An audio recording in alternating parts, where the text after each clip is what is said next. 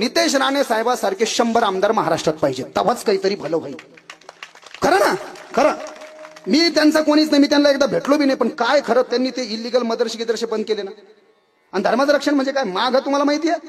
अहो, एका पोरीला एका पोरानं माग मर्डर केला, ती नाही म्हणली. आता घटना आहे ती छत्रपती संभाजीनगर, तुम्ही पाहिली असेल मोबाईलवर. आणि तुकडे तुकडे करून कुठंतरी शेतात नेलं आणि पुरून टाकला ना.